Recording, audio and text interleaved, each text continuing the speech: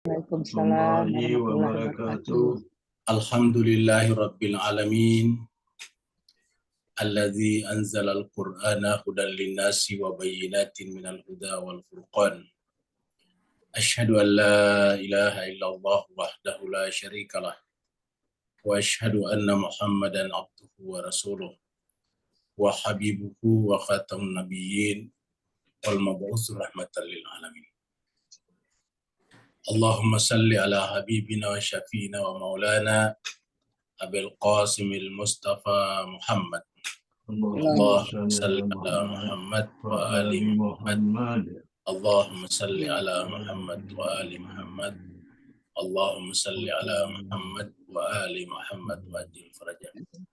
Wa ala alihi wa sahbihi wa man tabi'ahum bi ihsan ila yaumidin. Amma ba'd.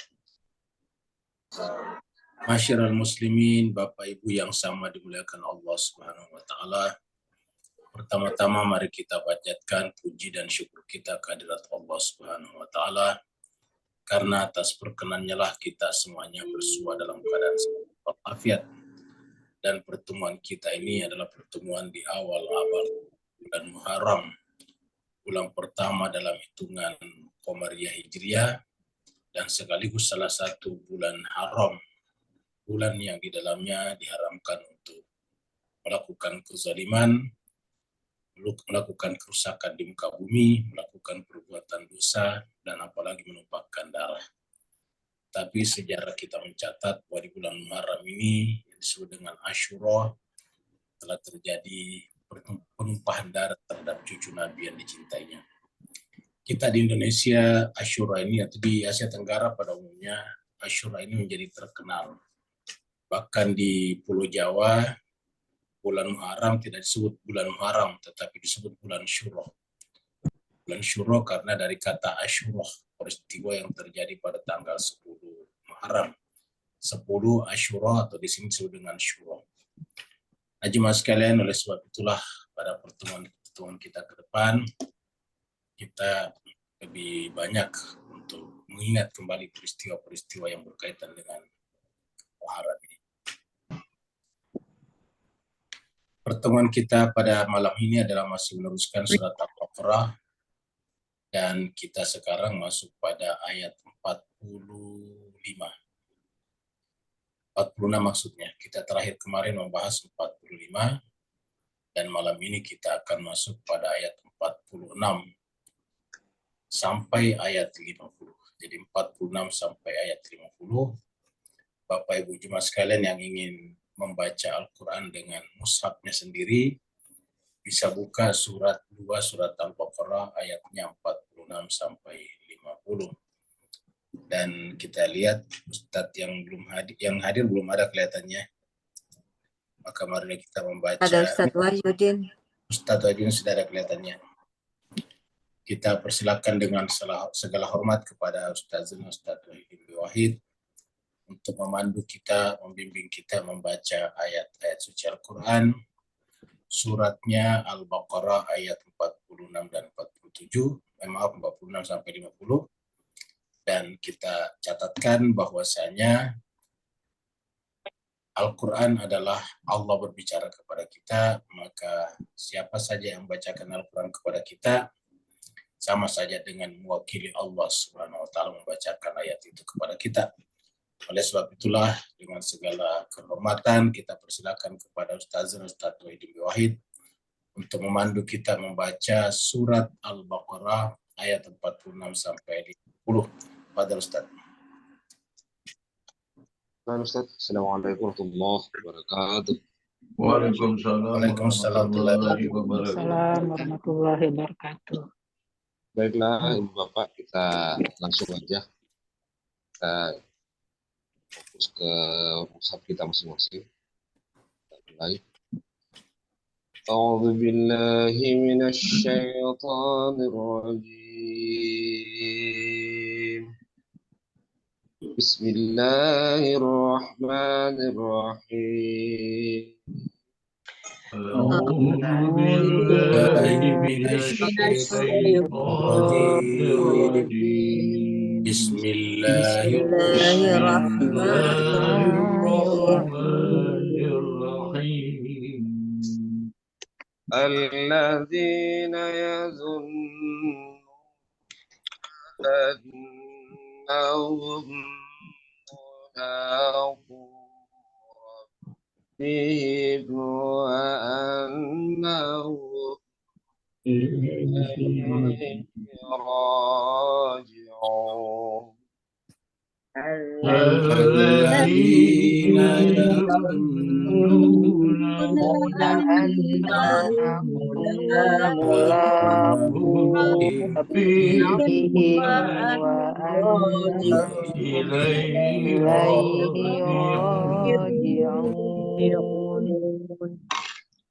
يا بني إسرائيل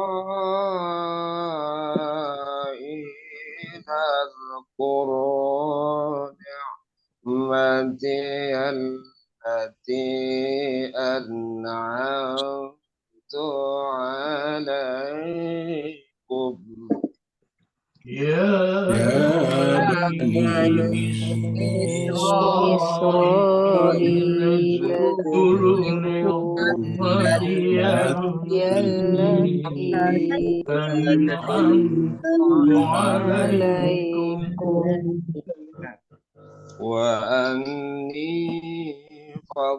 فضلتكم على العالمين وأني فضلتكم على العالمين. واتقوا يوما لا تجزي نفس عن نفس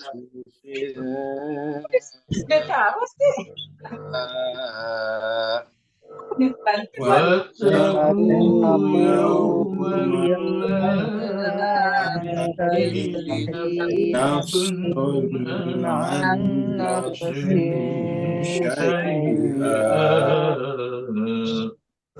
ولا يقبل منا شفاعة ولا يقبل منا شفاعة ولا يؤخذ منها عدل ولا هم ينصرون ولا يؤخذ منها عدل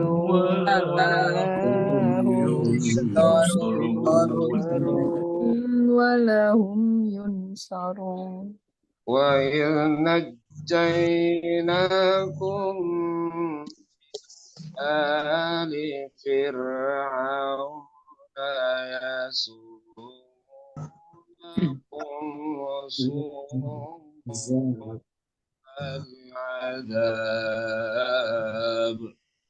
وإذ نجيناكم من آل فرعون يسومونكم سوء العذاب يذبحون أبناءكم ويستحيون نساءكم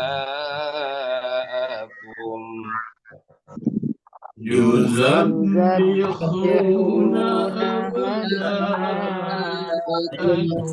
ويستحيون نساءكم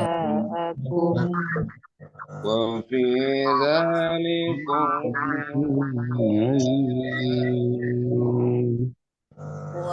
في ذلكم بلاء من ربكم عظيم. وإذ فرقنا بكم فأنجيناكم وإذ وإذ فرقنا فرقنا من بكم البحر وربنا آل فرعون وأغرقنا آل فرعون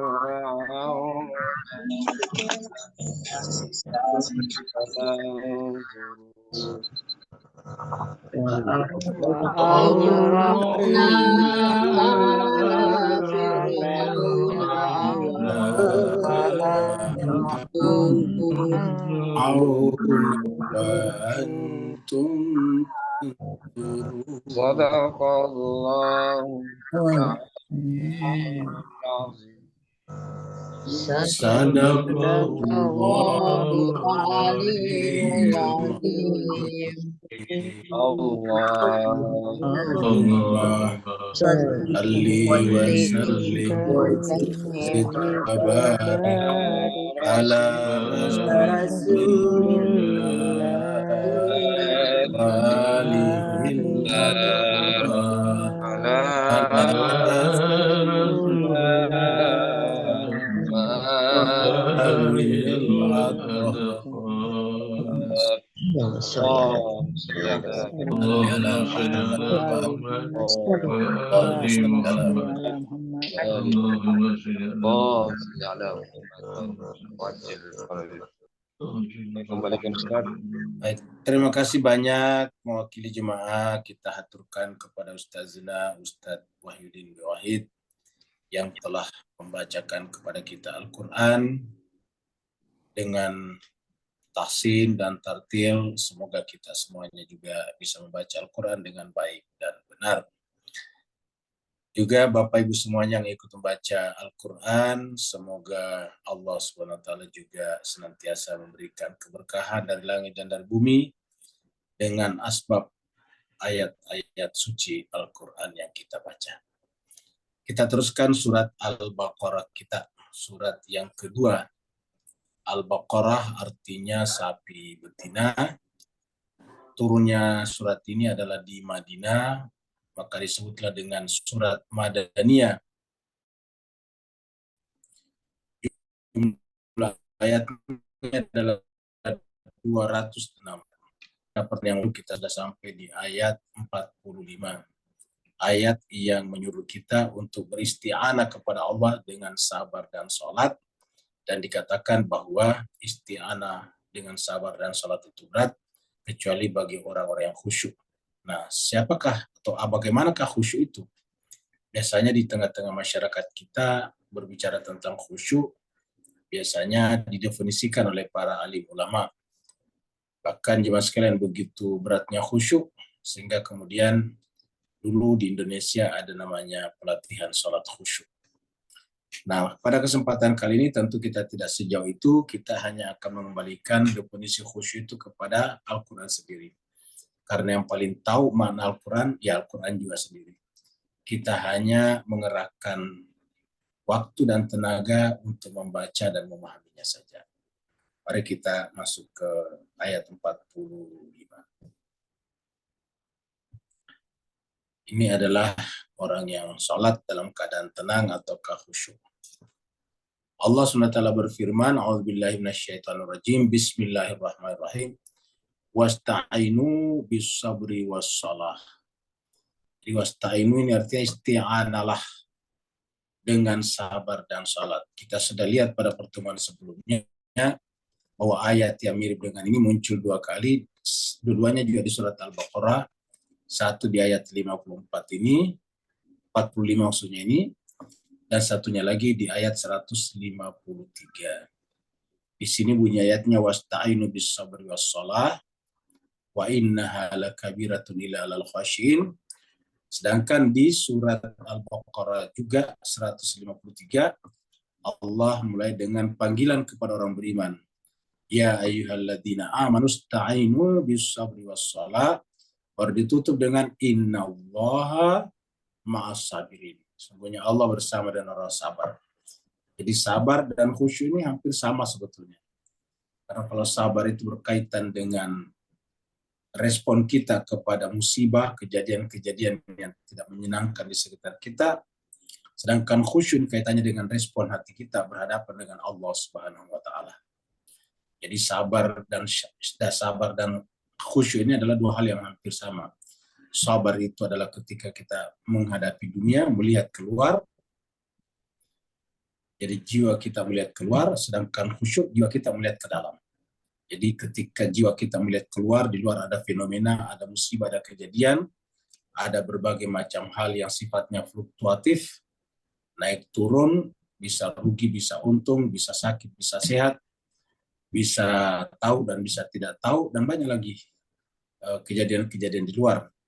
Maka menghadapinya dengan sabar. Sebaliknya jiwa kita terhubung dengan zat yang maha tinggi. Cara menghadapinya adalah dengan khusyuk. Jadi ini di dua ayat ini sama-sama sabar dibicarakan dan salat. Dan di sini dikatakan lakabiratun ilal khasyid, berat bagi orang-orang khusyuk. Di surat Al-Mu'minun juga dikatakan ada aflahal mu'minun alladzina hum fi shalatim khashi'un. Dikatakan di sana qad aflahal mu'minun, telah beruntunglah, sungguh beruntunglah orang-orang beriman. Siapakah orang beriman itu? Yaitu alladzina hum fi shalatihim khashi'un, yaitu orang-orang yang di dalam salatnya khusyuk. Jadi fi shalatihim khashi'un. Khusyuk adalah tanda orang beriman. Nah, di sini katakan bahwa kecuali orang yang khusyuk. Nah, siapakah yang khusyuk itu? Kita tidak ingin mendefinisikannya sendiri berdasarkan kemampuan pribadi kita masing-masing, berdasarkan pendapat pribadi kita. Kita kembalikan ini kepada Al-Quran. Dan ini di ayat 46, ayat berikutnya, adalah menjelaskan tentang apa itu khusyuk. Jadi kata-kata khusyuk, apa itu khusyuk, dijawab pada ayat berikutnya. Jadi kita sampaikan dulu bahwa ketika kita sampai di sini, timbul pertanyaan besar, yaitu apa itu khusyuk. Nah, Allah menjelaskan di ayat 46 bahwa khusyuk itu adalah seperti ini. Nah, sebelum kita lihat ini, kita melihat melihat ilustrasinya, yaitu piramida. Piramida ini aslinya adalah kuburan, tempat menyimpan jasad-jasad pemuka-pemuka Mesir. Jadi di dalamnya adalah mumi-mumi raja-raja Mesir atau tokoh-tokoh Mesir. Jadi ketika melihat piramida, sebetulnya kita ingat adalah kuburan. Kuburan artinya menunjukkan bahwa kita semuanya akan berakhir, dan cepat atau lambat, suka atau tidak suka, akan kembali kepada Allah Subhanahu wa taala. Nah, orang yang khusyuk hatinya itu adalah diantaranya melihat bahwa perjalanan hidupnya itu adalah kembali ke akhirat. Yang kedua, orang yang khusyuk hatinya meyakini bahwa setiap saat berjumpa dengan Allah Subhanahu wa taala. Mari kita lihat. Jadi Allah berfirman alladzina. Jadi kata alladzina di sini, Bapak Ibu yang saya berbahagia, ini artinya definisi, namanya isim mausul. Dari mana tadinya? Dari khusyuk. Jadi alladzina ini artinya orang-orang yang khusyuk itu ialah. Jadi alladzina di sini adalah orang-orang yang khusyuk. Karena di ayat sebelumnya adalah illa alal khasyiin, kecuali orang-orang yang khusyuk. Kita tentu bertanya, siapa itu orang khusyuk? Maka Allah menjawab, yaitu orang-orang yang. Yaitu orang-orang yang. Yaitu siapa? Yaitu orang khusyuk ialah orang-orang yang yazunnuna annahum mulaqu rabbihim. Yaitu orang yang selalu berpikir bahwasanya setiap saat berjumpa dengan Tuhannya. Jadi intinya adalah selalu berjumpa dengan Tuhan. Yazunnuna annahum mulaqu rabbihim, berjumpa dengan Tuhannya. Jadi kata-kata yazunnuna ini bentuk mudhari, artinya setiap saat. Ini adalah mudhari, setiap saat. Jadi orang yang beriman itu, atau orang yang khusyuk itu, adalah orang yang berjumpa dengan Allah bukan hanya pada saat sabar, bukan hanya pada saat sholat, bukan hanya ketika sedang beribadah secara mahda, tetapi kapan saja, dimanapun juga, karena ini adalah yazunnun adalah mudhari, berkelanjutan setiap saat, maka kemudian selalu berpikir bahwa dirinya berjumpa dengan Rohnya. Dan pernah kita terangkan secara ontologi namanya, bahwa memang kita semuanya selalu bersama dengan Allah. Karena sumber segala sesuatunya adalah ada, dan ada itu cuma satu. Yang ada secara hakiki, yang ada secara wajib, itu hanya satu, yang disebut dengan wajibul wujud. Jadi semua yang ada selain dirinya adalah hanya menerima sinar pancaran cahaya ada dari ada yang sesungguhnya. Sehingga ketika kita menerima cahaya daripadanya, berarti hakikatnya kita diadakan olehnya saja. Segala sesuatu yang kita lihat, itu pasti karena terkena cahaya. Artinya terjadi kesatuan antara sumber cahaya dan yang tertimpa cahaya. Karena kalau sesuatu tidak tertimpa cahaya, ya tidak kelihatan. Jadi yang menyebabkan kita melihat sesuatu, karena sesuatu itu sebetulnya tercahayai oleh sumber cahaya. Segala sesuatu yang kita anggap ada karena teradakan oleh yang maha ada. Maka ketika kita merasa diri kita ada, bukan hanya diri kita sebagai manusia, tetapi seluruh hal, tubuh kita, badan kita, rambut kita, ujung kaki kita, sampai kepada lingkungan di sekitar kita, semuanya kita tahu ada, itu menunjukkan kalau selalu teradakan oleh yang maha ada, dan setiap teradakan oleh yang maha ada menunjukkan bahwa tidak pernah terpisah antara yang teradakan dan yang mengadakan. Disinilah kita selalu yakin bahwa kita selalu berjumpa dengan Rabb. Alladzina yazunnuna annahum mulaqu rabbihim. Jadi orang yang khusyuk itu adalah orang yang sudah sampai pada tingkat sebetulnya meyakini, kalau toh belum sampai pada tingkat musyahadah, tapi sudah sampai pada tingkat menyadari bahwasanya tidak pernah ada satu saat, satu detik pun di dalam keberadaan kita dan alam tanpa keberadaan dia sebagai yang maha ada, yaitu Rabbihim. Bukan hanya sekedar meyakini bahwa kita bersama dengan dia, tapi wa annahum ilaihi rajiun. Tapi kita juga yakin bahwa kita sedang berjalan. Jadi kata-kata ilahi di sini menunjukkan kita itu berjalan. Jadi kita sekarang ketika sedang berbicara di sini, duduk di sini, mendengar di sini, ketika kita sedang mengaji ini, pun dalam keadaan sedang kembali kepada Allah. Jadi dua kesadaran penting yang dimiliki oleh orang khusyuk. Yang pertama, selalu bersama dengan Allah. Maka di ayat 153 dikatakan innallaha ma'as sabirin, karena tidak pernah Tuhan tidak bersama dengan kita, tinggal apakah kita menyadarinya atau tidak. Nah, orang khusyuk itu adalah orang yang telah menghadirkan kesadarannya setiap saat, sehingga menggunakan kata yazununa di sini, yaitu bentuk mudhari. Setiap saat meyakini, menyangka, berpikir bahwasanya Allah selalu bersamanya.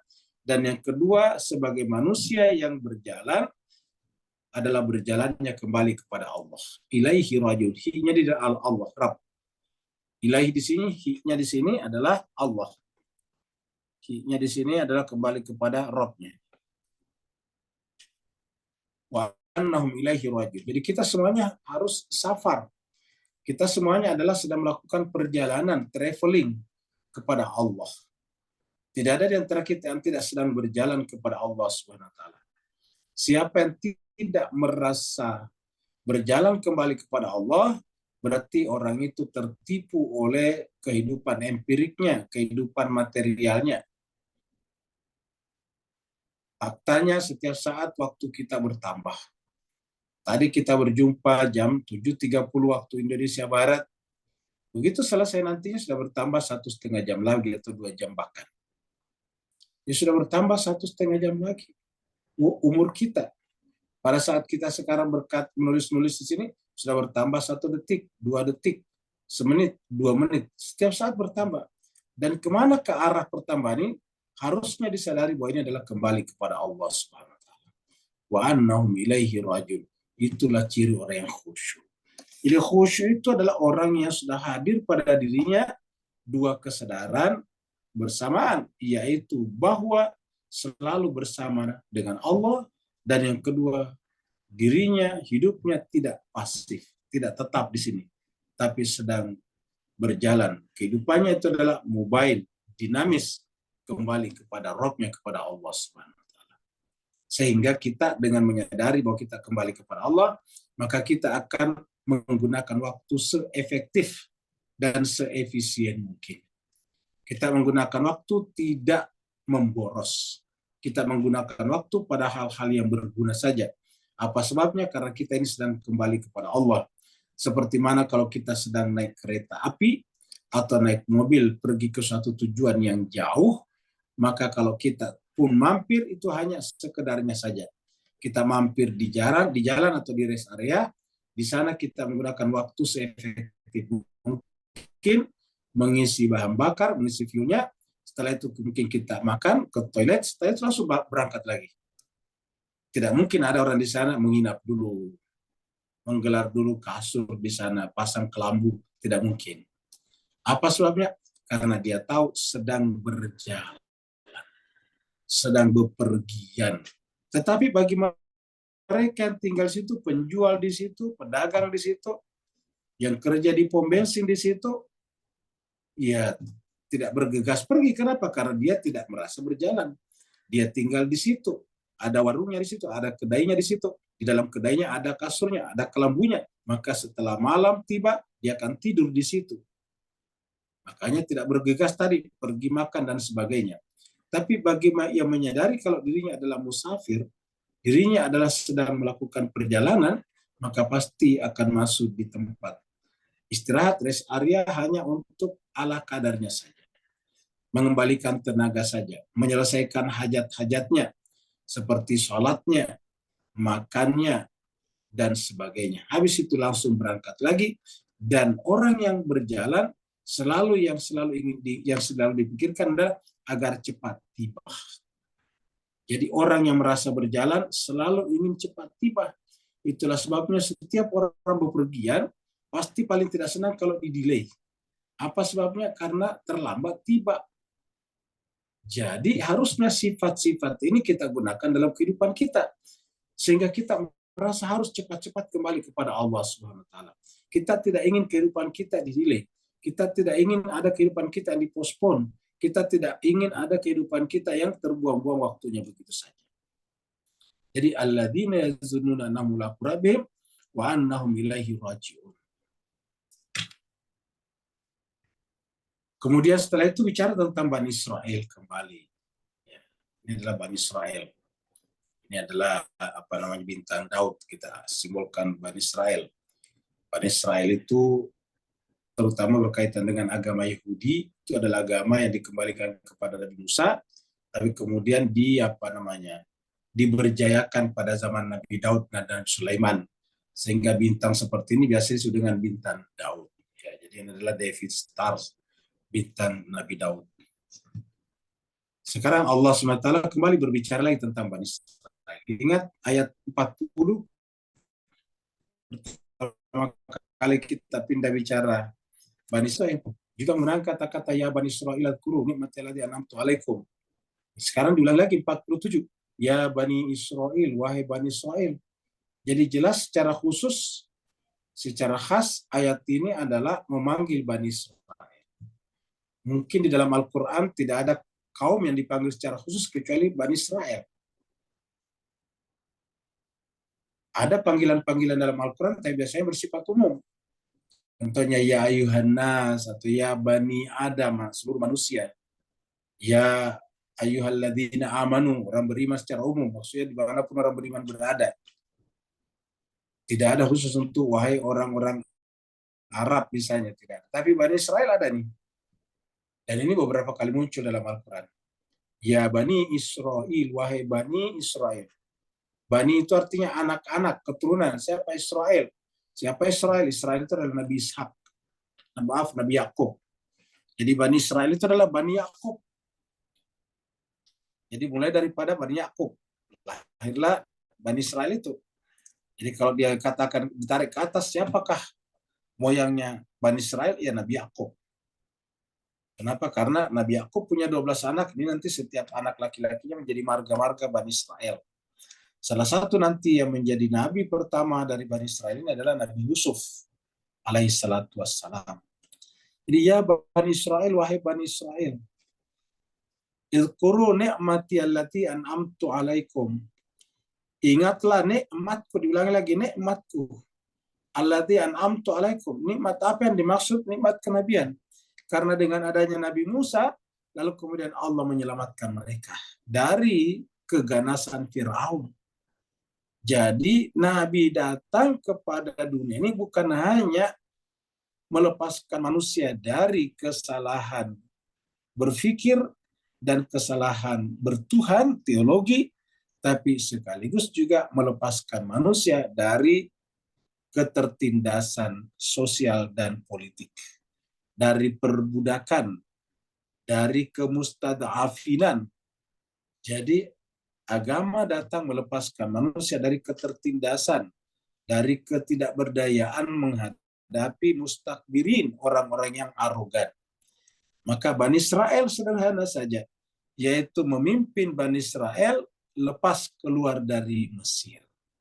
Jadi artinya apa? Agamawan, ulama, ustadz tidak cukup hanya dengan membimbing manusia di masjid-masjid saja, tapi juga harus membimbing manusia untuk membangun peradaban, untuk melepaskan diri dari penjajahan, kolonialisme, imperialisme, dan berbagai macam bentuk-bentuk ketertindasan lainnya, bentuk-bentuk arogansi lainnya. Jadi agama datang melepaskan manusia seperti itu. Dan ini dijelaskan di sini. Nanti di belakang akan berbicara tentang bagaimana Bani Israel diselamatkan dari Firaun. Nabi Musa di sana juga melakukan seperti itu. Nabi Muhammad kita juga begitu. Nabi Muhammad kita menyelamatkan umat Islam, menyelamatkan pengikutnya dari Mekah ketika akan dibunuh, dibantai. Lalu Nabi kemudian berdiplomasi dengan orang Madinah, Yathrib, supaya mereka diterima di sana. Maka kemudian ternyata setelah diterima, apa yang dibuat di sana? Peradaban, negara, untuk mengakomodasi manusia, warga negaranya. Karena hanya dengan adanya negara sebagai suatu institusi resmi, lalu kemudian mereka bisa hidup bantu-membantu, bahu-membahu, bergotong royong, melakukan ta'awanu 'alal birri wat taqwa wala ta'awanu 'alal itsmi wal 'udwan. Di sana ada hukum. Hukum itu harusnya adalah mengapresiasi orang baik dan memberikan punishment kepada orang yang buruk. Allah mengingatkan Bani Israel, ingatlah nikmat wazku izkuru nikmati, nikmat kenabianku alladzi an'amtu yang telah kuberikan kepada kalian, yaitu Nabi Musa dan Harun. Dan dengan bikin anni faddaltukum alal alamin. Aku, kata-kata faddaltukum itu adalah karena kalian paling tertindas, kalian paling teraniaya. Yang biasanya yang lainnya teraniaya cuma 1-2 orang saja, atas nama orang per orang. Tapi ini adalah atas nama komunitas, atas nama suku Israel. Itu semua tertindas tanpa kecuali. Wa anni faddaltukum alal alamin, ditindas. Lalu kemudian Allah memberikan kepada mereka karunia-Nya di seluruh alam karena Allah mengutus kepadanya kenikmatan yang namanya Nabi. Kan ini menunjukkan bahwa kalau kita ingin mulia di terhadap seluruh alam, ya kita harus berpegang teguh kepada sistem kenabian. Izkuru ni'mati alladzi an'amtu 'alaikum wa anni faddaltukum 'alal alamin. Aku, kata-kata faddaltukum ini yaitu karena diberikan nabi kepadanya. Harusnya karena diberikan nabi kepadanya, mereka menerima kenabian agar bisa menjadi contoh teladan uswatun hasanah bagi kaum-kaum dan komunitas-komunitas manusia yang lain. Bahkan kalau perlu bisa mengajari manusia untuk juga membebaskan dirinya dari berbagai macam jeratan-jeratan kepalsuan yang mereka sembah dan kagumi selama ini. Wa anni faddaltukum 'alal alamin. Nabi Muhammad kita jadi dikatakan wa ma arsalnaka illa rahmatan lil alamin. Kalau ini faddaltukum 'alal alamin, Muhammad kita rahmatan lil alamin. Rahmat bagi seluruh alam. Ya Bani Israel. Kemudian berikutnya wattaqu yauman. Perhatikan sekali. Kalau Bapak Ibu dengarkan ini sendiri di kamar dalam keadaan mati lampu, itu pasti suara-suara petir ini saja menakutkan. Dan menurut riwayat-riwayat, bahwa nanti pada saat kita bakti pada mahsyar, pada mahsyar itu adalah datar, pada masyarakat itu yang ada adalah matahari begitu dekat dengan kepala kita, sehingga kemudian suasana pada saat itu amat sangat mencekam karena satu orang tidak bisa membantu orang yang lain, satu jiwa tidak bisa menyampaikan keluh kesahnya kepada yang lain. Semua orang pada saat itu sibuk dengan urusannya masing-masing. Ada yang mengatakan berenang dengan keringatnya masing-masing. Kata berenang dengan keringat masing-masing, semuanya berjalan mendapatkan nasibnya sesuai dengan amal perbuatannya. Amilatun nasibah, sesuai dengan apa yang mereka berbuat dulunya. Maka Allah berfirman, wattaqu yauman, bertakwa, takutlah kepada suatu hari. Jadi ini adalah jelas perintah. Wattaqu bisa saja berarti bertakwalah, tapi artinya di sini takutlah kepada suatu hari. Yauman la tajzi nafsun an nafsin syai'a. Di mana pada saat itu la tajzi nafsun, satu nafs, satu diri tidak akan bisa memberikan efek, pengaruh, menolong, membela an nafsin syai'a, kepada nafs yang lain sesedikit apapun juga. Sesedikit apapun. La tajzi nafsun an nafsin syai'a. Dari sini muncul kata nafsi. Pada saat itu kita semuanya adalah nafsi. La tajzi nafsun an nafsin syai'a. Pada saat itu semuanya adalah nafsi. Tidak ada satu orang pun yang bisa membantu yang lain. Wattaqu yawman la tajzi nafsun an nafsin syai'a wa la yuqbalu minha syafa'atun. Pada saat itu syafaat tidak lagi diterima. Kemudian kata-kata pada hari ini yauman, ini adalah di sini tulisannya adalah yauman, pada hari itu tidak diterima lagi syafaat. Ini menunjukkan syafaat diterima, tapi kapan? Ketika kita melakukannya di dunia. Jadi wala yuqbalu minha syafa'atun, syafaat tidak akan diterima lagi di sana karena syafaat itu diperjuangkan di dunia. Wala yu'khadhu minha adlun, dan pada saat itu tidak akan diterima lagi keberatan. Jadi kalau ada yang protes, ada yang keberatan terhadap nasibnya, tidak diterima lagi protes. Jadi tidak ada protes di sana. Kalau di dunia masih ada protes, kenapa? Karena yang mengadili dan diadili sama-sama manusia biasa, yang mungkin salah, mungkin khilaf. Makanya di dunia ini sistem pengadilan dibuat bertingkat-tingkat. Pengadilan paling di bawah namanya pengadilan negeri. Kalau kita tidak puas dengan keputusannya, bisa kita banding. Kita bisa keberatan supaya kita dinaikkan ke pengadilan yang lebih tinggi. Artinya kita dinaikkan ke pengadilan tinggi, kita tidak puas dengan pengadilan yang lebih rendah, pengadilan negeri tadinya. Kita ingin diadili yang lebih tinggi, itu pengadilan tinggi tingkat provinsi. Karena kita ingin menuntut keadilan. Setelah kita kemudian tetap divonis bersalah di sana, bisa kita banding lagi, bisa kita merasa tidak puas lagi, keberatan lagi, minta kemudian diadili di tempat yang lebih tinggi. Tapi kalau di akhirat tidak ada pengadilan bertingkat-tingkat. Apa sebabnya? Yang mengadili kita adalah yang maha benar, yang semua data-data dan bukti-bukti ada di tangannya. Makanya la yu'khadhu minha adlun.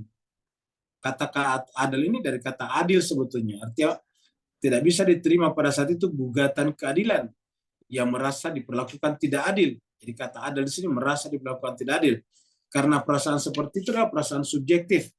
Data-data objektifnya semuanya ada di dalam kitab Allah Subhanahu wa taala. Walahum yunsarun, dan pada saat itu mereka tidak ditolong. Walahum, pada saat itu mereka tidak ada pertolongan lagi. Haji Mas yang berbahagia, mirip dua ayat ini tadi, ayat 3738 itu di surat Al-Baqarah juga. Ayatnya 122-123. Tapi sebelum itu kita lihat dulu bahwa yang namanya orang beriman atau orang khusyuk itu selalu yakin kalau bersama dengan Tuhannya, selalu yakin kalau berjumpa dengan Tuhannya.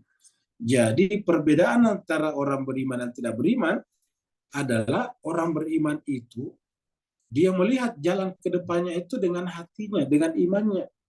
Sehingga dia yakin betul bahwa yang ada hanya Allah, tidak ada yang ada selain Allah. Semua yang selain Allah adalah diadakan. Allah sajalah yang ada, makanya Allah yang dijadikan tujuan. Inilah kita saksikan pada ayat-ayat seperti ini. Kita lihat misalnya di dalam Surat 11 ayat 29. Allah berfirman, wa ya qaumi, wahai kaumku, la as'alukum alaihi malan. Ini adalah cerita nabi-nabi. Wahai kaumku, la as'alukum alaihi.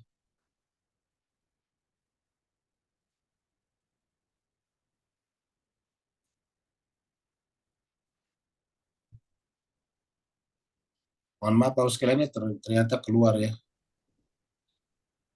Ya, keluar dari screen share-nya.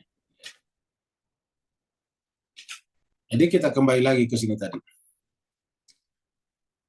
Wa ya qaumi la as'alukum alaihi malan. Ini surat Hud, ya, cerita Nabi Hud. La as'alukum alaihi malan. Saya tidak pernah minta kepada kalian harta benda. In ajri illa Allah. Karena tiadalah yang berikan imbalan kepadaku kecuali Allah.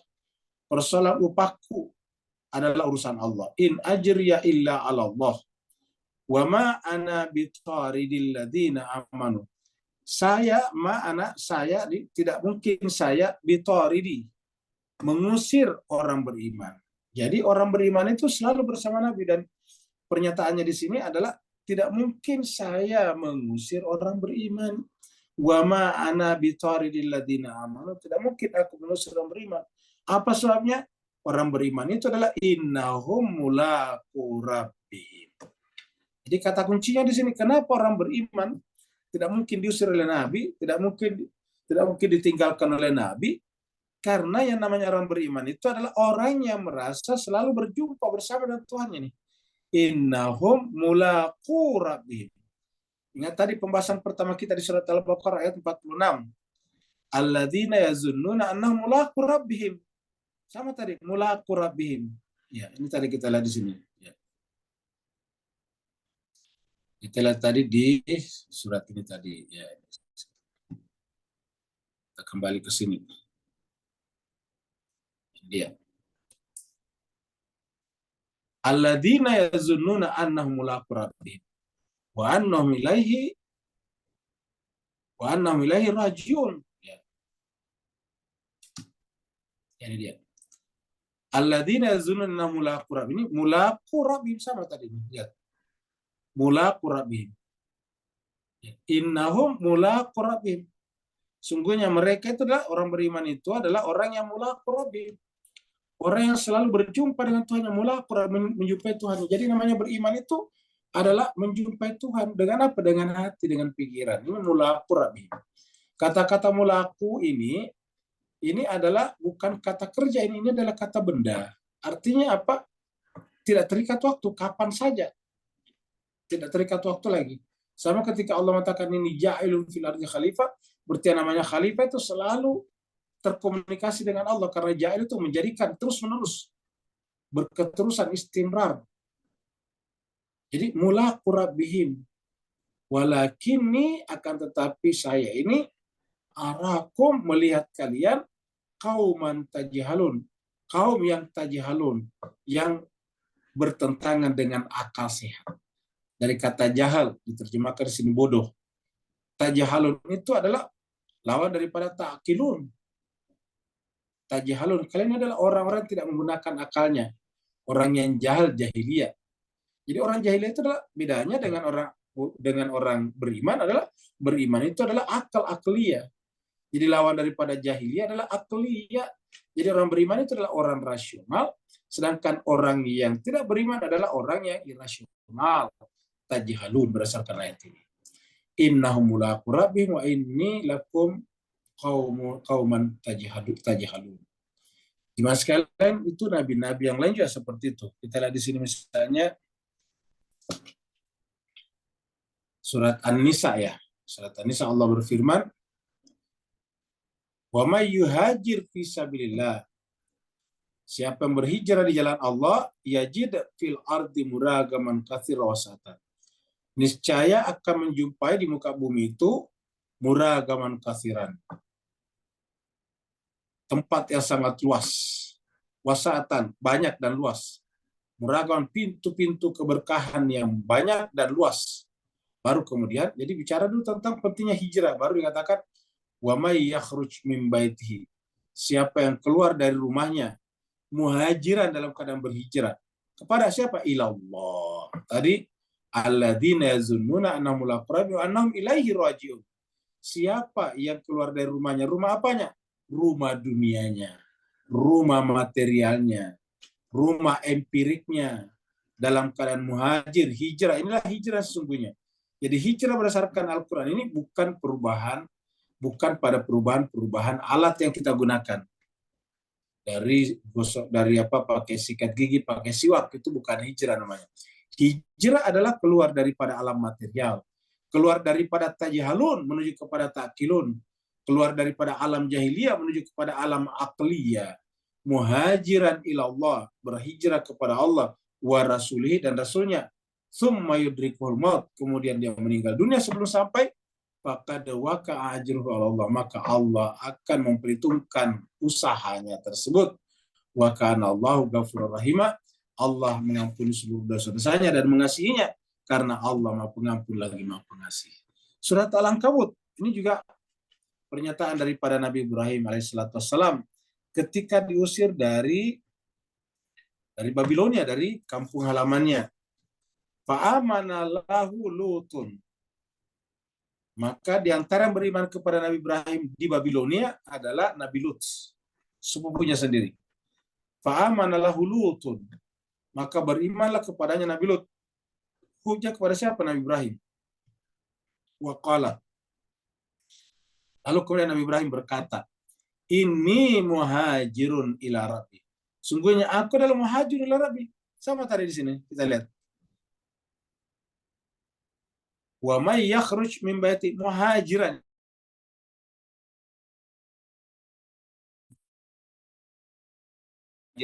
Sama dengan ini juga.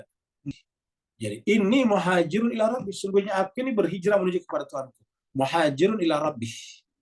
Jadi pindahnya kemana? Kepada Allah. Jadi hijrah itu kepada Allah. Jadi bukan hijrah dari satu pakaian ke pakaian yang lain, bukan. Dari satu alat ke alat yang lain, bukan. Tapi hijrah yang benar adalah meninggalkan alam jahiliyah menuju kepada alam imaniyah. Alam irasional menuju kepada alam rasional. Alam kebodohan menuju kepada alam akliyah. Alam terang benderang dengan akal. Innahu huwal azizul hakim. Kata muhajirun di sini di surat As-Saffat disebut dengan zahibun. Kata Nabi Ibrahim sama Nabi Ibrahim juga. Waqala, dan Nabi Ibrahim berkata, "Inni zahibun ila rabbi." Jadi kenapa disebut zahibun? Karena pergi. Nah, pergi itu kan kita sudah terangkan yang pergi itu bergerak dari satu titik embarkasi menuju kepada titik destinasi. Itu namanya pergi. Dari rumah ke pasar, berarti embarkasinya rumah, destinasinya pasar. Sedangkan yang namanya hijrah adalah berpindah dari keadaan yang rendah kepada yang tinggi. Jadi alam dunia, alam yang rendah, namanya dunia terrendah, menuju kepada alam samawi yang tinggi. Dari makhluk menuju kepada Allah, maka disebutlah dengan hijrah. Jadi di ayat sebelumnya tadi di sini menggunakan kata hijrah. Karena hijrah artinya bergerak dari yang rendah kepada yang tinggi. Sedangkan di sini dengan zahibun karena memang pergi kepada Allah.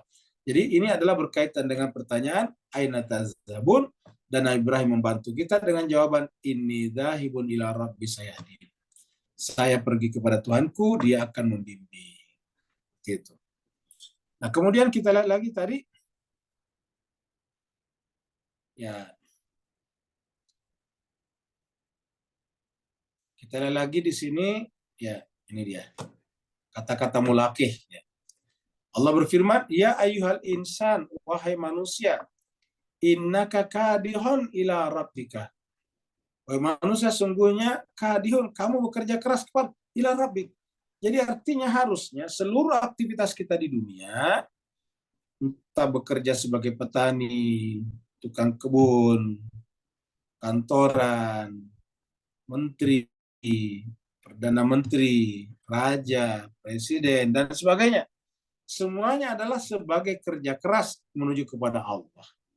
Jadi yang namanya pedagang, bisnismen, yang namanya petani, yang namanya pedagang, apa yang namanya tukang kebun, pekebun, itu hanyalah merupakan wahana saja. Sama kalau kita mau pergi ke suatu tempat, bisa pakai kereta mobil, bisa pakai pesawat, bisa pakai kapal laut, bisa juga pakai sepeda, bisa pakai motor. Kalau kita pergi ke suatu tempat, nah begitu ya kepada Allah, semua ini adalah merupakan kendaraan. Kendaraan kepada apa? Ila rabbik. Jadi Allah mengatakan, ya ayyuhal insan, wahai manusia, innaka, sesungguhnya aktivitas kamu di dunia ini, kita artikan saja, aktivitas kamu di dunia ini adalah sebuah kerja keras, sebuah mujahadah, kadihun ila rabbika, kepada Tuhan. Dan ini harus dilakukan secara sungguh-sungguh, kadahan. Kadihun ila rabbika kadahan. Kenapa? Karena dengan bersungguh-sungguh, famulaqihi, pasti kamu akan menjumpainya. Jadi kalau kita benar-benar bersungguh-sungguh, niatnya benar, ikhtiarnya benar, mujahadahnya benar, maka Allah mengatakan famulaqihi, pasti kamu akan menjumpai Allah. Ini seluruh manusia, ya ayyuhal insan. Nah, jadi inilah apa namanya? Panggilan kepada orang beriman, supaya orang beriman itu bergeraknya ke sana. Ya. Kita lihat misalnya di dalam, ya, ini surat Al-Baqarah 122, sama dengan 122 dan 123, itu sama tadi yang kita bahas di sini. Kita lihat tadi di sini, ya. Ini tadi kita lihat. Ini sama dengan ini. Ya Bani Israil adhkuru ni'mati allati an'amtu 'alaikum. Ya Bani Israil ini Al-Baqarah 122. Kalau ini kan tadi mana? Ini kan tadi adalah Al-Baqarah 47. Ya Bani Israil ini sampai sini nanti mirip. Ya Bani Israil adhkuru ni'mati allati an'amtu 'alaikum wa anni faddaltukum 'alal 'alamin. Sama persis. Bani Israel, ingatlah nikmatku yang telah kuberikan kepada kalian. Wa anni faddaltukum, dan aku ini faddaltukum, memuliakan, melebihkan kalian di seluruh alam dengan diselamatkan dengan dikirim kepadanya nabi, yaitu Nabi Musa dan Harun. Kemudian ayat berikutnya lagi di sini, ya kita lihat ayat berikutnya. Wattaqu yauman la tajzi nafsun an nafsin syai'an, ini sama lagi di sini. Wattaqu yauman la tajzi nafsun an nafsin syai'an. Dan bertakwalah, takutlah kepada suatu hari di mana pada hari itu la tajzi nafsun an nafsin syai'an. Satu nafs tidak bisa mempengaruhi nafs yang lain. Wala yuqbalu minha adlun. Jadi wala yuqbalu minha adlun, tidak akan diterima lagi keberatan pada saat itu. Kalau di sini syafaatnya dulu. Jadi bedanya cuma ini bertukar ya. Kalau di sini adalah wala yuqbalu minha syafa'atun wala yu'khadhu minha adlun, baru adalnya nomor 2. Baru yang terakhir sama wala hum yunsarun ya. Kita lihat di sini. Kalau di sini adalah wala yuqbalu minha adlun wala tanfa'uha syafa'atun.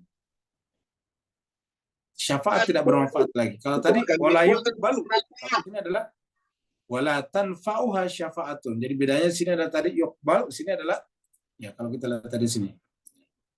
Ini adalah wala yuqbalu minha syafa'atun. Ya. Wala yuqbalu minha syafa'atun, yuqbal. Kalau tadi sini adalah adalnya yuqbal. Ya, coba kita lihat. Wala yuqbalu minhu adlun.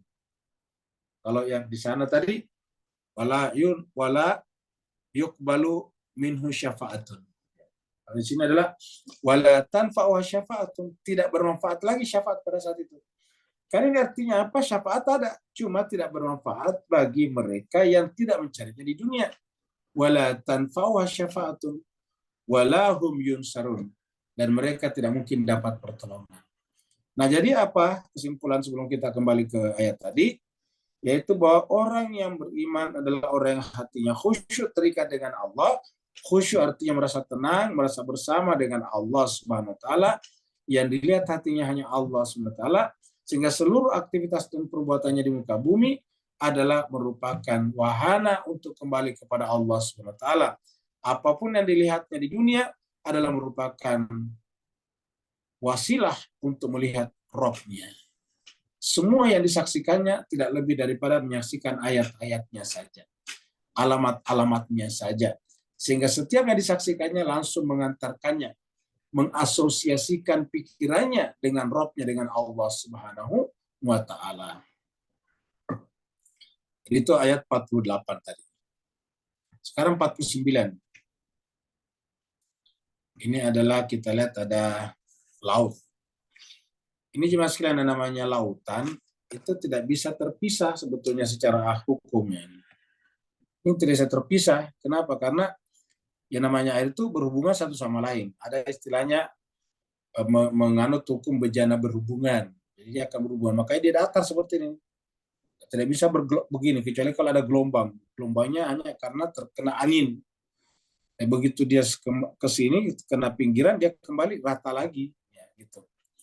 Apa sebabnya? Karena hakikatnya air itu sambung menyambung satu sama lain.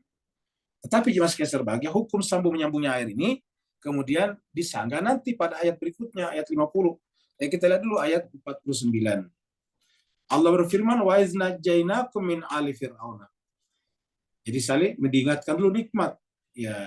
Ya Bani Israil adhkuru nikmati. Ya, yang pertama adalah nikmat. Apa itu nikmat? Nabi Musa.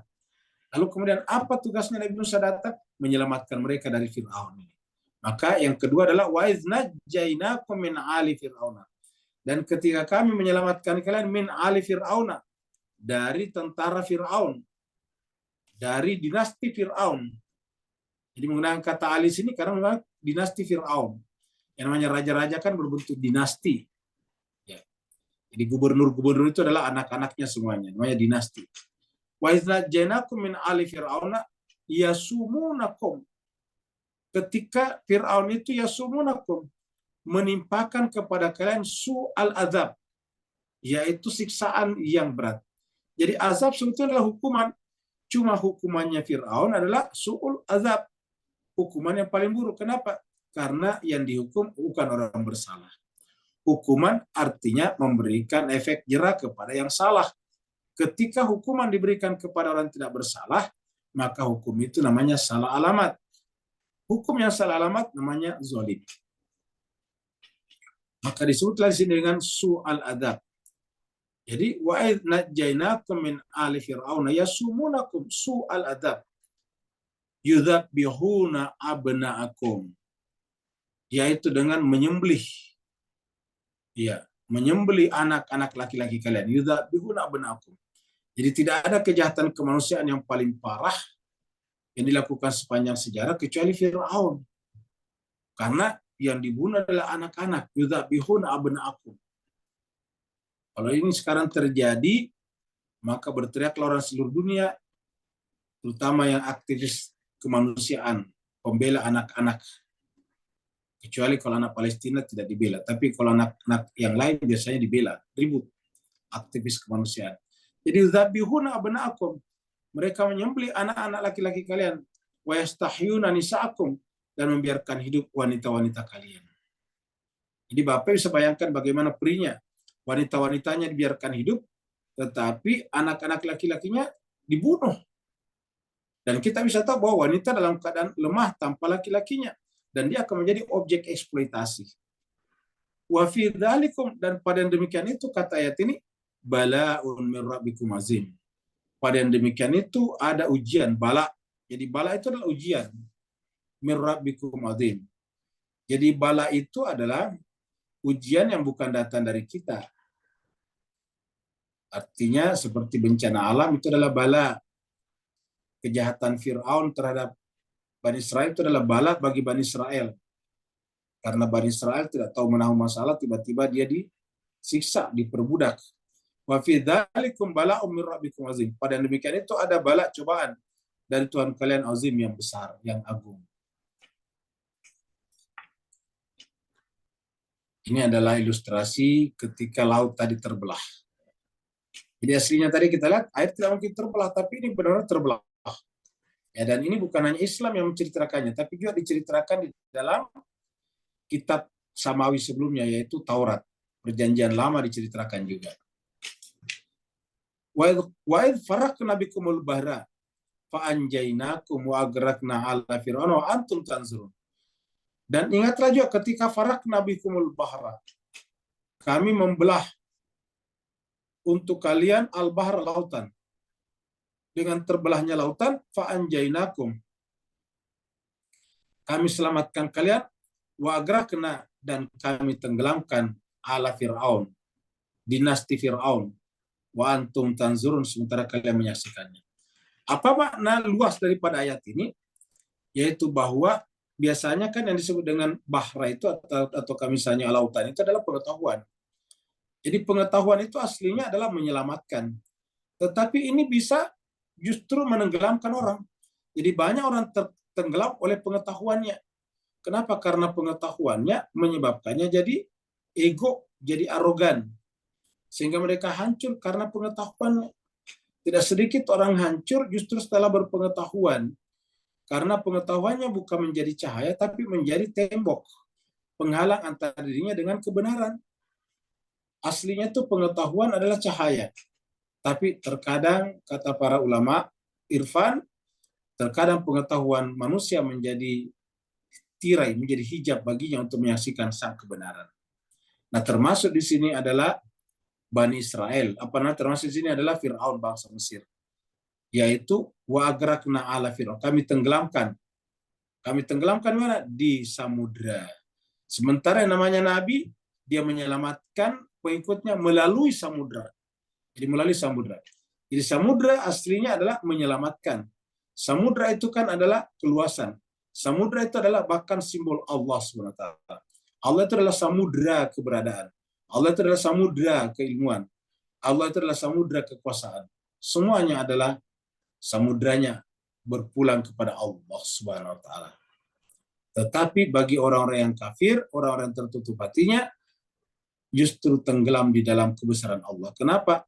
Tenggelam dalam pengertian tidak punya arti apa-apa. Dalam Al-Quran diartikan la yamutu fiha wa la yahya. Tidak hidup di dalamnya dan tidak juga mati. Ya, seperti itulah orang-orang yang tidak beriman. Nah, ini adalah jemaah sekalian berbahagia, kata-kata farakna ini kita temukan juga dalam Al-Quran. Kata farakna digunakan untuk ayat Al-Quran. Mari kita lihat di sini.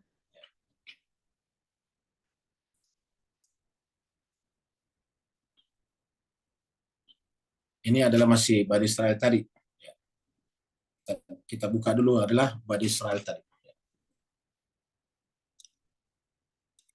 Di Bani Israel tadi mengatakan bahwa ini, ya, kita pindah saya ke sini. Ini adalah surat 17 ayat 106. Wa Qur'anan faraknahu. Dan Quran, ini Al-Quran. Faraknahu. Sama persis ini, farakna. Lihat ini paus. Farakna ini sama persis, farakna. Farakna. Bedanya di sini ada dhamirhu di belakangnya. Tapi sama di sini farakna. Dan Quran faraknahu, kami telah memisahkan. Jadi kata-kata Al-Quran ini kita artikan Al-Quran sebagai samudra pengetahuan. Tapi kemudian Tuhan bisa membuat celah-celahnya. Kita bisa masuk untuk memahaminya. Karena dengan masuk menyelam ke dalam samudra tanpa tenggelam, seperti mana Nabi Musa lewat di dalam lautan tanpa tenggelam, maka kemudian dengan cara seperti itu kita akan menarik pengetahuan yang begitu luas dari kitab suci Al-Quran, sehingga dengan cara seperti itu litakrahu ala nasi, kita bisa juga mengajarkan kepada manusia.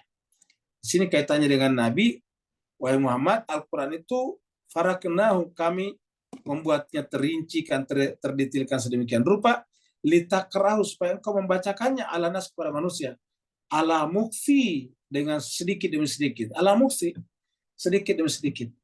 Jadi Al-Quran memang harus dibahas sedikit demi sedikit. Ya. Memang butuh waktu yang lama.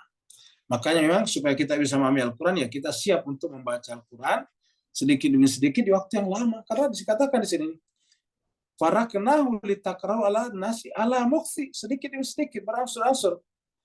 Wa nazzalnahu tanzila, dan karenanya juga dia turun sedikit demi sedikit. Artinya apa? Sebetulnya Pak Ibu sekalian, yang memiliki pemahaman Al-Quran itu adalah Allah. Dan Allah mengutus Jibril untuk menyampaikan kepada manusia. Nah, jadi tugas kita apa? Membacanya saja. Nanti Allah menurunkannya ke dalam jiwa-jiwa kita masing-masing.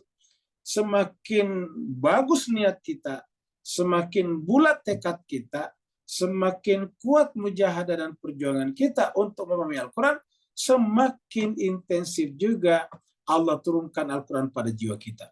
Wa nazzalnahu tanzila, seperti mana Allah berikan kepada nabinya. Bedanya nantinya adalah kepada nabinya adalah diberikan kepada sempurna, kalau kita diberikan mungkin tidak sampai pada sempurna, tetapi kita terbantu dengan mempelajari perilaku sang Nabi, sehingga kita bisa mengambil ibrah dari ayat yang kita baca melalui perilaku sehari-hari Nabi dan orang-orang di sekitarnya. Wa nazzalnahu tanzila, kami turunkan perlahan-lahan. Nah, jadi jemaah sekalian berbahagia, Al-Quran mengatakan izfarakna bikumul bahra fa anjaynakum wa agrakna ala fir'auna wa antum tanzurun. Dan kalian semuanya menyaksikan kejadian itu. Nah, jemaah sekalian berbahagia, mudah-mudahan kita semuanya bisa menjadi seperti Bani Israel tadi. Yaitu pertama, diutamakan terhadap seluruh alam, diselamatkan melalui samudra.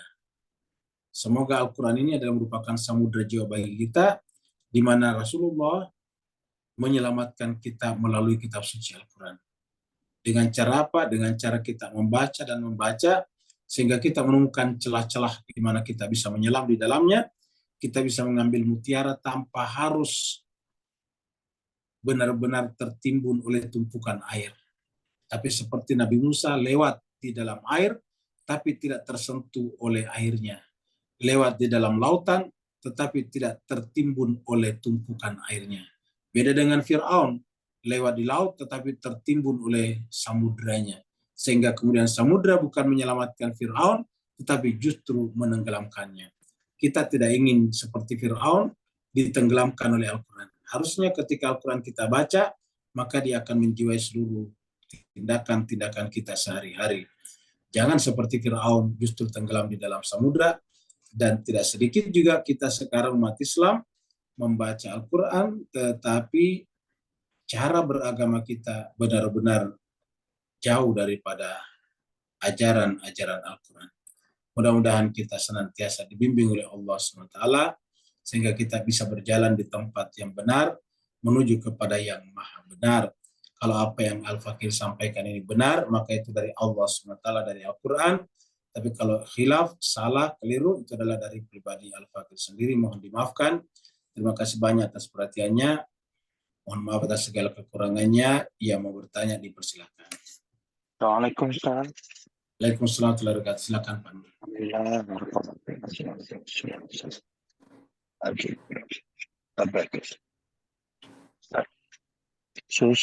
Susur jalan cerita Bani Israel yang dikeluarkan daripada Mesir, mereka dah ala bisa tegal biasa menyembah sapi sebagai pegangan agama Mesir. Dan topik tentang surah Baqarah, penyembelihan mencari sapi betina tadi yang mereka mempermainkan sebab degilnya perangannya macam iblis untuk tunduk sujud tadi, persis mengingatkan kepada Allah suruh sembelih apa-apa yang belin-belin mereka bawa daripada Mesir tadi di zaman Firaun. Sebab agama tauhid tak mengizinkan masih ada belin-belin tersisa daripada alam lama yang bersifat iblis tadi. Beri pencerahan teguran dalam hubung kait ni Ustaz. Barakallahu fiik. Baik, terima kasih banyak Pak Nur. Jadi jemaah sekalian berbahagia, apa yang terjadi pada Bani Israel ini adalah sebetulnya bentuk kolektif yang terjadi seperti pada kasus iblis. Jadi kita lihat bahwasanya iblis itu sejatinya adalah terbimbing oleh Allah SWT. Bayangkan bisa berbicara dengan Allah, bisa berkomunikasi dengannya. Tapi kemudian ketika Allah menyuruh para jin dan malaikat untuk sujud kepada Adam, keberatanlah iblis. Jadi ada satu jenis jin yang keberatan sujud kepada Adam, yaitu iblis. Fasajadu illa iblis. Nah, hal yang sama terjadi pada Bani Israel sebetulnya. Jadi kita sudah sampaikan tadi ketika Allah mengatakan, wahai Bani Israel, ya Bani Israel, al-kuru ni'mati alladhi an'amtu alaikum. Sebagai Bani Israel diberikan kenikmatan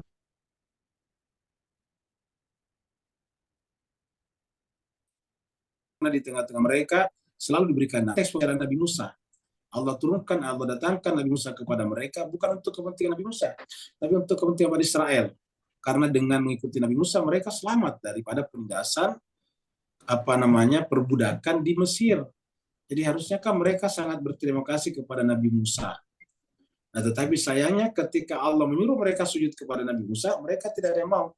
Kapankah Allah menyuruh kepada mereka sujud kepada Nabi Musa?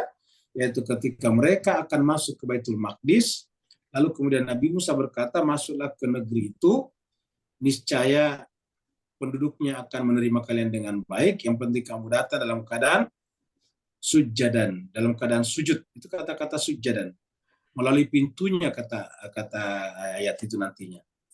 Jadi masuklah ke dalam negeri itu melalui pintunya dalam keadaan sujud dan sujud. Tetapi mereka tidak ada yang mau masuk. Mereka menolak. Nah, jadi persis sama dengan iblis yang menolak untuk sujud kepada Adam. Akhirnya apa yang terjadi? Terlunta-luntalah mereka di padang pasir. Nah, jadi ini menunjukkan kepada kita bahwa memang isu sentral dalam beragama adalah sebetulnya sujud. Kenapa? Karena agama tadi adalah tujuan utamanya adalah bermasyarakat, berkomunitas, berkolektivitas. Jadi bersama dengan yang lain. Jadi agama datang menyelamatkan seluruh manusia. Nah, tetapi syaratnya adalah seperti sebelumnya, warka'u ma'rakin, rukulah bersama dengan orang ruku, bersamalah dengan orang yang benar. Nah, tetapi Bani Israel ini justru tidak patuh kepada Nabi Musanya, sehingga kemudian mereka terkalahkan. Mereka menjadi menderita di padang pasir selama 40 tahun lamanya. Nah, ini artinya apa? Itu di dunia. Ini pasti akan terjadi nanti di akhirat. Jadi mungkin jemaah sekalian berbahagia, kasus lain pada agama-agama setelah Nabi Musa, ya mungkin 40 tahun itu adalah simbolik. 40 tahun itu bisa bermakna 40 dekade, bisa bermakna 40 abad, bisa saja 40 abad berarti 4.000 tahun. Bisa saja terjadi seperti itu. Atau misalnya 1.000 tahun. Ya, dan bisa lebih panjang lagi dari itu. Kesimpulannya adalah siapa yang tidak mematuhi Nabi dan Rasulnya atau keutusan Tuhannya, maka dia akan menderita. Inilah yang terjadi pada iblis, sehingga kemudian merasa menderita sepanjang masa. Nah, jemaah sekalian berbahagia, jadi dari pertanyaan Pak Nur tadi, yang bisa kita ambil hikmahnya ialah bahwa beragama itu pointersnya adalah sujud kepada orang yang Allah tunjuk untuk kita sujud kepadanya. Karena tadi ayat yang kita bicarakan itu adalah orang. Ketika Allah berfirman, illa alal khasyin, kecuali orang yang khusyuk. Tadi dikatakan wasta'inu bis sabri was salat wa innaha lakabiratun illa alal khasyin. Kalau khusyuk di situ adalah alladzina yazunnuna annahum la yaquluna la rajiun, kan berarti bahwa siapakah lagi yang paling khusyuk ketimbang manusia suci, insan kamil, pilihan Allah. Jadi artinya kita bersama dengan mereka. Ya, karena dikatakan alladzina hum yazunnuna annahum la yaquluna wa annahum la rajiun. Yaitu orang yang selalu bersama dengan Tuhannya dan yakin bahwa perjalanan hidup ini adalah kembali kepada Allah. Nah, siapakah yang paling puncak di situ kalau bukan para nabi dan rasul? Orang-orang suci yang kita sebut dengan maksum atau maksumin. Mereka lah yang mencapai derajat alladzina yazunnuna annahum la yaquluna wa annahum la rajiun, dan harusnya kita bersama dengan mereka. Makanya setelah ayat itu tadi langsung apa? Ya Bani Israil dzkuru ni'mati allati an'amtu alaikum. Seakan-akan Allah mengatakan oleh Bani Israel yang namanya Nabi Musa dan Nabi Harun itu adalah orang yang mencapai derajat alladzina yazunnuna annahum la yaquluna wa annahum la rajiun. Maka selalulah bersama dengan mereka. Jadi bersama dengan siapa? Orang, bukan bersama dengan perbuatan-perbuatan yang kita tidak tahu siapa orangnya. Karena yang namanya perbuatan harus ada pelaku perbuatannya. Berikutnya lagi. Assalamualaikum Ustaz. Waalaikumsalam warahmatullahi wabarakatuh. Silakan. Syukur Ustaz. Ini soal penggunaan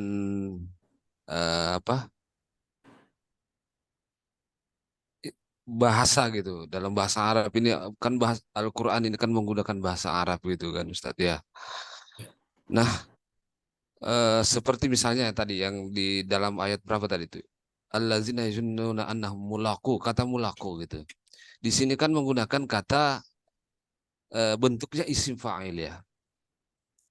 Mulaku gitu. Nah, sementara misalnya saya tunjuk di ayat lain, misalnya kita ambil di ayat lain di surah Al-Kahfi misalnya, Ustaz, di ayat terakhir ya kalau nggak salah. Mangkana yarju liqa, di situ menggunakan kata liqa. Ini kan satu asal kata gitu. Nah, pertanyaan saya Ustaz ya, mohon selain ini kan Allah kan menggunakan bahasa ini gitu melalui lisan Rasulullah Shallallahu Alaihi Wasallam. Nah, penggunaan istilah ini, apakah tentunya kan kita paham bahwa maknanya sama gitu. Tapi dalam penggunaan kaedah bahasanya itu berbeda, Ustadz. Ya. Pertanyaan saya adalah perbedaan itu tidak hanya, apakah perbedaan itu tidak hanya sekedar pada persoalan bentuk tasrifnya atau wazannya, ataukah mungkin dari segi makna? Karena kita paham betul bahwa Allah kan tidak mungkin menggunakan bahasa yang sama, istilah yang sama dalam sebuah ayat gitu. Tentunya pasti punya perbedaan gitu. Nah, pertanyaan saya di situ, Ustaz. Perbedaannya itu di mana secara spesifik selain tadi pada penggunaan wazan atau tasrifnya itu, Ustaz. Mohon penjelasan. Assalamualaikum warahmatullahi wabarakatuh. Waalaikumsalam warahmatullahi wabarakatuh. Jadi Bapak sekalian yang ditanyakan Ustaz Udin tadi adalah ini nih. Kalau di dalam surat Al-Kahfi, ayat terakhir, ayat 110 menggunakan kata-kata famangkana yarju liqa. Ya. Kalau tadi sana tadi mulaku ya. Famangkana yarju liqa rabbih. Kalau di sana tadi mulaku rabbi. Kalau ini liqa rabbi ini. Kita lihat di sini ya. Alladzina yazunnuna annahum mulaku rabbihim. Apa perbedaannya jemaah sekalian? Dari sisi bahasa, liqa ini adalah bentuk masdar. Masdar itu adalah kata kerja yang dibendakan. Mirip dengan inform dalam bahasa Inggris, gerund. Nah, sedangkan mulaku ini adalah isim fa'il. Mimnya menunjukkan isim fa'il. Jadi mulaku ada mulaki. Kalau mulaku yang menemui, kalau ada mulaki yang ditemui. Cuma jamak, bentuk jamak jadi tambah waw di sini nih. Annahum mulaku rabbihim. Sesungguhnya mereka itu adalah orang-orang yang menemui. Jadi mereka adalah menemui. Jadi di sini adalah isim fa'il, pelaku. Jadi artinya jemaah sekalian, di sini menjelaskan dengan tegas bahwa mereka yang sudah mencapai derajat khusyuk itu mereka sudah sampai pada tingkat menemui orangnya. Jadi pelakunya sudah memiliki sifat karakter selalu bersama dengan Tuhan, menemui Tuhannya. Kata menemui Tuhan itu artinya sudah menyatu, sudah fana di dalam kebakaan Tuhannya. Mula kurabin. Sedangkan di sini tadi adalah yarju liqa, berharap berjumpa. Ini baru berharap berjumpa. Jadi di sini belum termasuk orang yang berjumpa, baru berharap. Faman kana yarju, siapa yang punya harapan berjumpa dengan Tuhannya. Jadi siapa yang punya cita-cita untuk berjumpa dengan Tuhan. Makanya liqa di sini bentuk masdar. Kenapa? Karena belum isim fa'il, belum menjadi pelaku yang menjumpai Tuhan. Kalau tadi di sana sudah menjadi pelaku yang menjumpai Tuhan. Jadi makanya menggunakan bentuk masdar. Faman kana yarju, baru berharap. Liqa'a. Tidak mungkin berharap mulaku, tapi yarju liqa'a. Faman kana yarju liqa'a rabbi, maka barulah caranya ialah kalau sudah memiliki harapan, memiliki niat, nawaitu, keinginan untuk menjumpai Tuhannya, maka falyamal amalan saleh, beramal saleh. Lagi-lagi kita lihat di sini amal saleh seperti tadi Nabi Musa. Amal salehnya adalah membebaskan Bani Israel dari penindasan. Itu amal salehnya. Ya. Jadi amal saleh Nabi Musa di sana adalah menyelamatkan Bani Israel dari ketertindasan, dari perbudakan, dan itu adalah amal saleh. Jadi amal saleh bisa kita artikan amal sosial sebetulnya. Di amalan sosial. Jadi makanya para nabi, para rasul, para alim ulama juga harus memimpin gerakan pembebasan sosial. Saudara-saudara kita di Kristiani itu, terutama di Amerika Latin, mereka mengenal istilah teologi pembebasan. Jadi artinya pembicaraan teologi tidak murni hanya berbicara tentang masalah Tuhan saja. Tidak bisa hanya berpusat di sekolah-sekolah teologi saja. tapi harus turun ke masyarakat, membebaskan orang tertindas. Nah, itu yang disebut dengan teologi pembebasan. Nah, harusnya begini juga nih, falyamal amal salihan. Jadi siapa yang berharap berjumpa dengan Tuhannya tidak cukup hanya dengan berdoa saja, tidak cukup hanya dengan beribadah mahdah saja, tapi falyamal amalan salihan. Hendaklah dia, kata-kata lamnya di sini lam amr namanya. Jadi kalau fa-nya kita hilangkan, liyamal. Ini li sebetulnya ini. Jadi namanya lamul amr. Lamul amr itu liyamal. Suruh mereka beramal dengan amalan soleh. Baru setelah itu wala yusyrik bi ibadah, tidak baru ibadah nih. Baru bicara tentang syirik. Jadi amal soleh dulu di sini. Jadi faman kana yarju liqa rabbi falyamal amalan solehan. Jadi siapa yang berharap?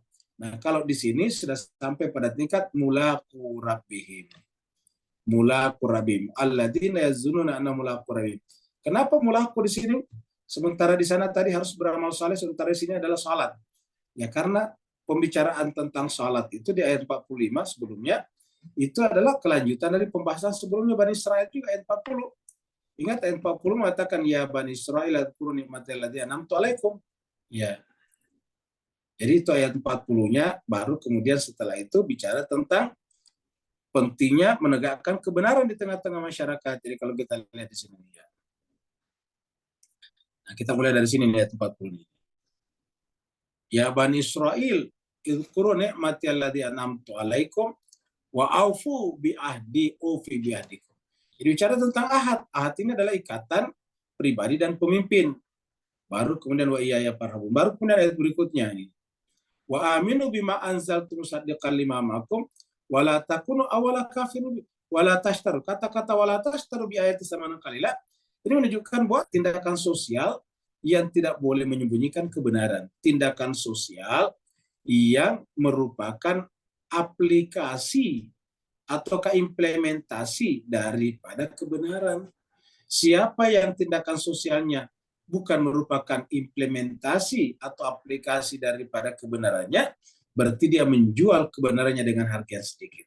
Makanya wala tashtaru bi ayati tsamanan qalila. Jadi artinya tanda orang beriman yang benar itu adalah ketika masuk di tengah-tengah masyarakat, menghidupkan masyarakat, entah ekonominya, sosial, dan politiknya, di sana tetap menjadikan kebenaran sebagai pegangan dan pedoman tertingginya. Bukan sebaliknya, bukan menjual, bukan memperdagangkan kebenarannya demi mendapatkan harga dunia sedikit itu. Jadi wala tashtaru bi ayati tsamanan qalila. Siapa yang menjual kebenarannya dan dengan mendapatkan bayaran yang sedikit, yaitu dunia atau pangkat dan jabatan, maka berdasarkan ayat berikutnya, pada dasarnya dia adalah menggunakan pakaian kebenaran untuk mendapatkan kebatilan. Ya, inilah pembahasan kita sebelumnya. Ada lagi Pak Ustaz yang lain? Assalamualaikum Ustaz. Waalaikumsalam. Silakan Pak Kamal. Ustaz, tadi Ustaz sentuh tentang syafaat Ustaz. Orang-orang mendapat syafaat di dunia kan, pastinya dapat juga syafaat di akhirat. Bagaimana pula orang-orang tak mendapat syafaat di dunia tetapi mengharapkan syafaat di akhirat Ustaz? Afwan Ustaz. Baik, jadi jemaah sekalian berbahagia, kita lihat. Ini tadi nih ayatnya. Ya. Jadi bagaimana dengan orang yang tidak dapatkan syafaat di dunia tetapi mengharapkan syafaat di akhirat? Ya ini tidak mungkin. Sama dengan orang yang mengharap dapat gaji setiap bulan dari sebuah kantor tapi tidak bekerja di kantor tersebut. Misalnya kita mengharap gaji dari sebuah office kantor, tetapi kita tidak kerja di office tersebut. Ya, tidak kerja di kantor tersebut. Ya, tidak mungkinlah kita dapat gaji dari kantor di mana kita tidak bekerja. Bagaimana kalau kita mau dapat gaji dari kantor tersebut? Ya, kita harus kerja. Kerja dari tanggal 1 sampai tanggal 30, nanti tanggal 1 berikutnya dapat gaji. Nah, begitulah. Beginilah juga Pak Kamal. Jadi kalau ada orang yang mengharapkan dapat syafaat di akhirat, tapi tidak mencari dan memperjuangkan pemilik syafaat itu di dunia, ya tidak mungkin dapatkan syafaat di akhirat. Karena orang yang dapatkan syafaat di akhirat itu adalah orang yang pertama di dunia adalah berwilayah, menyampaikan kesetiaannya kepada orang yang akan memberikan syafaat nanti di akhirat. Ya. Itu yang pertama, berwala dulu, menyampaikan kesetiaan, dukungan. Yang kedua adalah berjuang keras di jalannya, di jalan pemberi syafaat tersebut. Nah, siapakah pemberi syafaat itu? Di dalam masyarakat kita ada yang percaya orang tua juga bisa memberikan syafaat, penghafal Al-Quran juga memberikan syafaat. Ya, mungkin ada benarnya, tapi coba kita renungkan baik-baik. Bisakah orang memberikan syafaat kalau dirinya sendiri belum tentu selamat? Bagaimana dia memberikan syafaat sementara dia sendiri butuh syafaat? Ya. Sedangkan seluruh manusia selain daripada manusia suci yang dipilih Allah, kan masih butuh syafaat. Nah, bagaimana dia bisa memberikan syafaat sementara dia sendiri berjuang untuk mencari syafaat di akhirat? Bagaimana kita bisa mendapatkan syafaat dari orang tua kita? Orang tua kita juga nanti di sana berjuang mencari syafaat. Bagaimana mungkin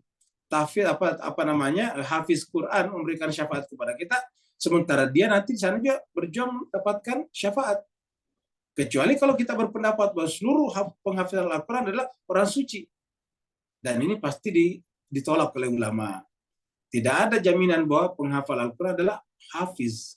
Karena terbukti ada orang yang hafal Al-Quran tapi melakukan kejahatan. Kan menunjukkan bahwa tidak maksum. Nah, orang tidak maksum itu berarti masih mengharapkan syafaat juga. Jadi dengan demikian, pemberi syafaat di akhirat adalah harus orang yang sudah terbebas dari kesalahan-kesalahan. Karena terbebas dari kesalahan-kesalahan, dianya tidak mengharapkan syafaat lagi. Justru Allah gunakan yang bersangkutan untuk memberikan syafaat kepada umat yang mengikutinya atau yang setia kepada ajarannya. Jadi dengan demikian, syafaat hanya bisa diberikan oleh orang yang mendapatkan jaminan dari Allah SWT, ditunjuk dan dipilih oleh Allah, dan syafaat hanya diberikan kepada mereka yang berwala, berwilayah, dan menunjukkan kesetiaannya kepada pemberi syafaat tersebut di dunia ini. Barulah nanti di akhirat bisa mendapatkan syafaat. Ada lagi? Assalamualaikum Ustaz. Waalaikumsalam warahmatullahi wabarakatuh. Alhamdulillah, barakallahu fiikum. Ustaz, dalam satu baris ayat annahum mulaqqu rabbihim wa annahum ilaihi raji'un, apakah ini macam ibarat satu syair wa suluk yang berterusan sampai titisan air hujan itu turun lantas kembali kepada lautan yang tak bertepi tadi dalam kata raji'un? Ya, apakah ini satu tafsiran batin yang tersirat, Ustaz? Baik, terima kasih banyak, Bang. Jadi, kita sudah sampaikan tadi dalam kaidah bahasa Arab, mulaku ini namanya isim fa'il. Isim fa'il itu artinya isim pelaku. Isim itu kata nama, kata benda. Jadi ini adalah kata benda pelaku namanya. Jadi ada kata benda saja, ada kata benda pelaku. Kata benda biasa seperti batu, emas, pintu, rumah itu adalah kata benda. Tapi ada kata benda pelaku. Contohnya misalnya petani. Petani itu kata benda pelaku. Orang yang melakukan pekerjaan pertanian. Jadi petani, pedagang, pekerja. Nah, itu semuanya adalah namanya isim fa'il. Nah, orang yang namanya petani berarti pasti kerjanya bertani, hidup dari bertani. Ini namanya petani. Yang namanya pedagang berarti setiap hari berdagang, hidup dengan berdagang. Pikirannya adalah dagang. Kalau petani pikirannya adalah pertanian. Nah, kalau yang namanya mulaku berarti jiwanya sudah senantiasa bersama dengan Allah. Sudah liqa dengan Allah. Jadi orang yang jiwanya, pikirannya, eksistensi dirinya sudah liqa dengan Allah. Tak pernah berhenti. Seperti dikatakan tadi, tidak pernah berhenti. Sampai kepada samudra nantinya. Jadi liqa itu namanya mulaku. Jadi mulaku ini adalah berketerusan, terus-menerus. Kalau masih kadang-kadang tidak liqa, itu bukan mulaku namanya. Misalnya kita cuma berdagang sekali setahun. Waktu Ramadan saja kita menjual makanan untuk berbuka puasa. Itu bukan pedagang namanya. Kenapa? Karena cuma sekali setahun. Ya, bukan pedagang namanya. Pekerjaan sehari-harinya mungkin adalah kerja di kantor kah, atau di sawah, atau di mana. Tetapi di bulan Ramadan, karena banyak permintaan makanan untuk berbuka puasa, jual makanan. Maka aslinya bukan pedagang. Karena pedagang itu adalah setiap saat hidup dari berdagang. Nah, begitulah juga kalau belum setiap saat berjumpa dengan Tuhannya, berjumpanya hanya pada saat sholat saja, maka itu belum masuk kategori mulaku. Makanya di atas itu kata mulaku dirujukkan kepada bukan sholat, tetapi khusyuk. Illa alal khasyiin. Siapakah orang khusyuk itu? Alladzina yazunnuna annahum mulaqu rabbihim wa annahum ilaihi raji'un. Jadi namanya mulaku ini bukan saja telah berjumpa, tetapi telah menyatu dengan samudra. Seperti tadi misalnya Nabi Musa masuk ke dalam samudra. Samudra itu memberi tempat kepada dirinya. Kenapa? Karena telah menyatu dengan samudra. Tetapi yang namanya Firaun, samudra adalah merupakan hukuman bagi dirinya. Jadi bagi Firaun, samudra adalah penderitaan bagi dirinya. Tapi Nabi Musa, samudra adalah kebahagiaan bagi dirinya. Kata-kata wanajainakum, kami selamatkan kalian. Siapa kami di situ? Samudra. Lautan di situ menyelamatkan Musa karena Musa telah menyatu dengan samudra. Seperti itu. Baiklah jemaah sekalian berbahagia, terima kasih banyak atas kehadirannya dan kesertaannya. Mudah-mudahan Bapak Ibu semuanya diberikan hati yang lapang dan terbuka untuk sama-sama merenungkan makna-makna arti-arti daripada kitab suci Al-Quran yang kita baca, sehingga benar-benar kita memiliki ma'rifat kepada Allah SWT sesuai dengan kitab suci Al-Qurannya sebelum perpisahan dengan dunia ini tiba.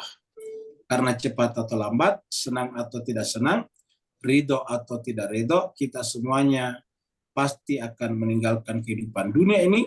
Dan ketika kita meninggalkan kehidupan dunia ini, kita dijemput oleh Rasul Allah, malaikat Allah, namanya malaikat maut. Kita dijemput kemana? Untuk dikembalikan kepadanya. Bahasa lainnya adalah disimpan di alam barzah, tapi sebetulnya kita dikembalikan kepadanya. Ketika kita tidak siap kembali kepadanya, maka jarak kita dengannya adalah merupakan penderitaan bagi kita. Terima kasih banyak. Walafu minkum. Wassalamualaikum warahmatullahi wabarakatuh. Waalaikumsalam. Waalaikumsalam.